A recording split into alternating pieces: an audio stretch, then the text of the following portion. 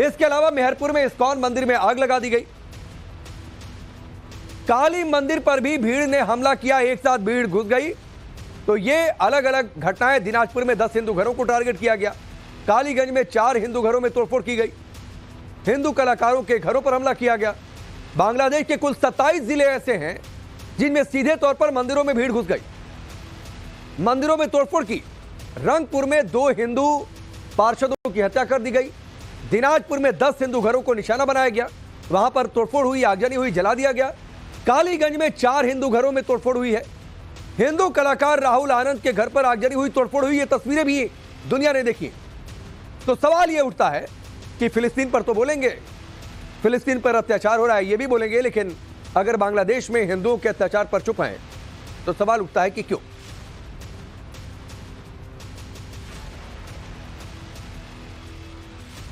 मनीष हमारे साथ जुड़ चुके हैं, सीधे उनका रुख करते हैं। मनीष, ये सवाल बड़ा वाजिब है। फिलिस्तीन में जो कुछ हुआ, फिलिस्तीन के झंडे लेकर सड़कों पर उतरे, फिलिस्तीन में लोगों का संरक्षण होना चाहिए, फिलिस्तीन में अत्याचार हो रहा है क्योंकि वो एक खास वोट बैंक से जुड़ा मसला, उस खास वोट बैंक के लोग थे, लेकिन बांग्लादेश में चुप है क्योंकि ये सेलेक्टिव सियासत का ये मसला है।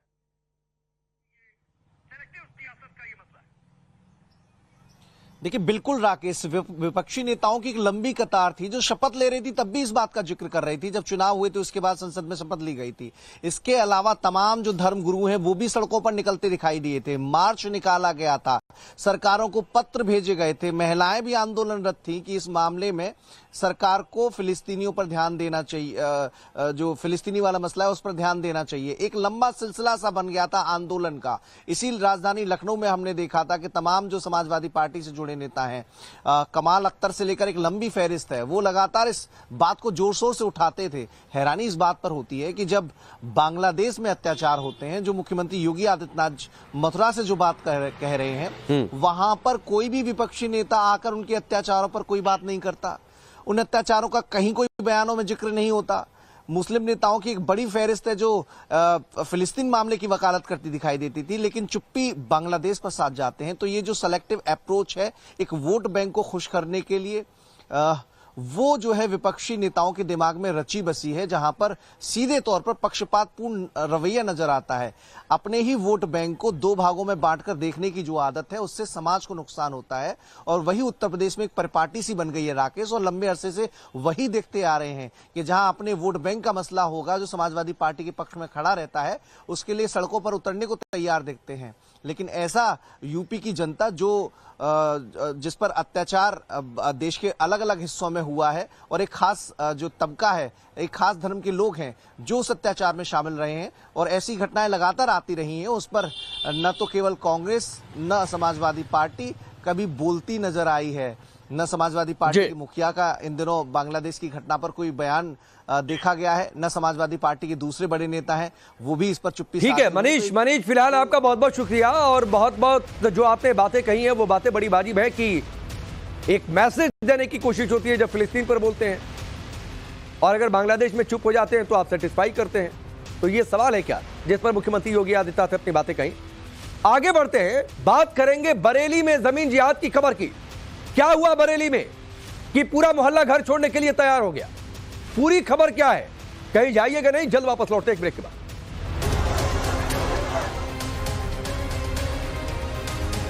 उनको फिलिस्तीन दिखाई देता है लेकिन बांग्लादेश नहीं दिखाई देता।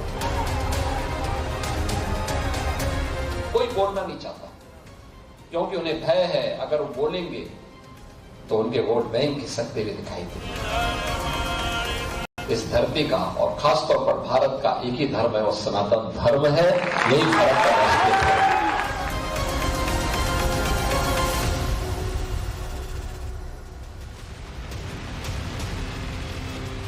टाइम्स नाउ भारत पर आपका स्वागत है। आपके साथ मैं हूं राकेश पांडे। सुबह के 10 बजे की शुरुआत बड़ी और दमदार खबर के साथ।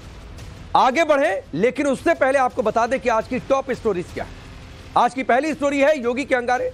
मुख्यमंत्री योगी आदित्यनाथ ने क्यों कहा कि अंगारे विरोधियों को जला देंगे। विरोधी फिलिस्तीन की तो जय बोलते हैं, लेकिन बांग्लादेशी हिंदुओं पर चुप क्यों हो जाते हैं। आज की इस दमदार खबर पर हम सबसे पहले नजर डालेंगे। इसके बाद आगे बढ़ेंगे आज की दूसरी बड़ी स्टोरी पर, और दूसरी बड़ी खबर है बरेली से। बरेली में जमीन जिहाद की ये पूरी खबर सामने आ रही है। आखिर बरेली की दगली में क्यों लग रहे हैं जमीन जिहाद बंद करो, इस तरीके की बातें क्यों हो रही हैं? ये पूरी स्टोरी आगे आपको बताएंगे कि ये पूरा मामला है क्या और क्यों जमीन जिहाद की वहां पर बात हो रही है। तीसरी स्टोरी यानी तीसरी बड़ी खबर है उत्तराखंड से, जहां पर एक मौलाना छोटी छोटी बच्चियों को जिन का डर दिखाता था, उनका शोषण करता था। ये पूरी कहानी क्या है, मौलाना का बैकग्राउंड क्या है, ये पूरी स्टोरी आपके सामने रखेंगे। लेकिन अब आते हैं, जैसा मैंने पहले कहा, सुबह 10 बजे के प्राइम टाइम में सबसे पहले बड़े मुद्दे पर, सबसे पहले बड़ी और दमदार स्टोरी पर मुख्यमंत्री योगी आदित्यनाथ को लेकर। भारत के तकरीबन 4000 किलोमीटर दूर एक देश है फिलिस्तीन, जिसका उसके पड़ोसी मुल्क इजराइल से युद्ध चल रहा है, जबकि भारत के पड़ोसी मुल्क बांग्लादेश में उसी के अंदर गृह युद्ध जैसे हालात के चलते हिंदुओं पर अत्याचार हो रहा है। लेकिन फिलिस्तीन पर इजराइल के हमलों को लेकर भारत में एक माहौल बनाने की कोशिश हुई। झंडे लहरा दिए गए फिलिस्तीन के समर्थन में नारेबाजी तक की गई है सड़कों पर। फिलिस्तीन के झंडे लेकर सड़कों पर उतरने वाली भीड़ की तस्वीरें आपको याद होंगी। अभी भी गाहे बगाए वैसी भीड़ नजर आ जाती है। नेताओं के बयान भी आपने सुने होंगे।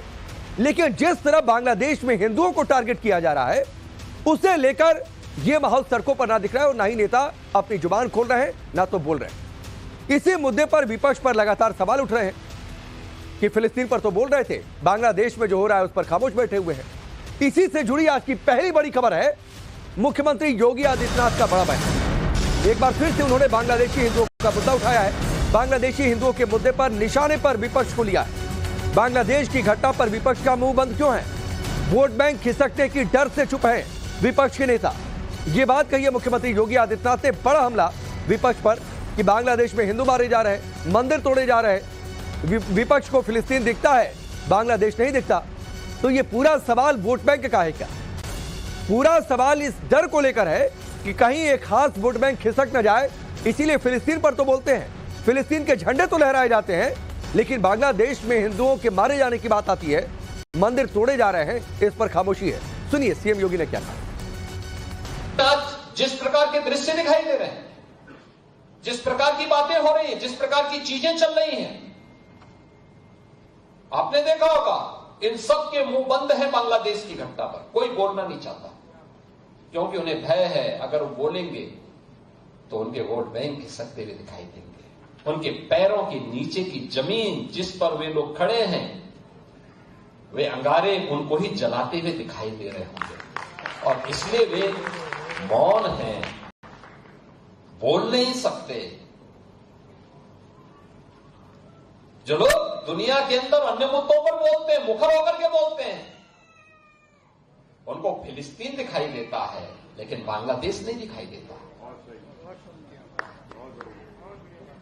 उनको दुनिया के अंदर अन्य जगह दिखाई देती है लेकिन बांग्लादेश नहीं दिखाई दे रहा है, क्योंकि वहां मंदिर तोड़े जा रहे हैं और हिंदू मारा जा रहा है, संतों पर अत्याचार हो रहा है।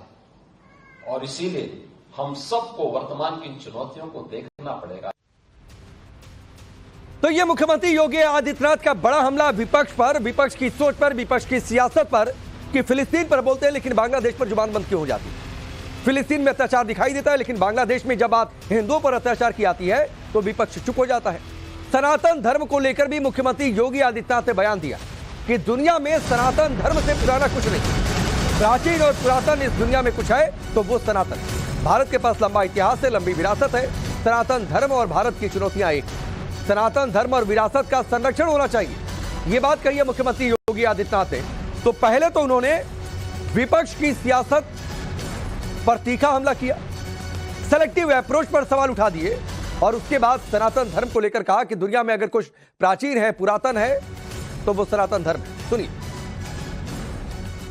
आप सोचो, दुनिया के अंदर कोई देश ऐसा है, कोई मत, मजहब, संप्रदाय ऐसा है जो ये कह सकता हो कि उनकी उत्पत्ति भी इतनी पुरानी हुई हो?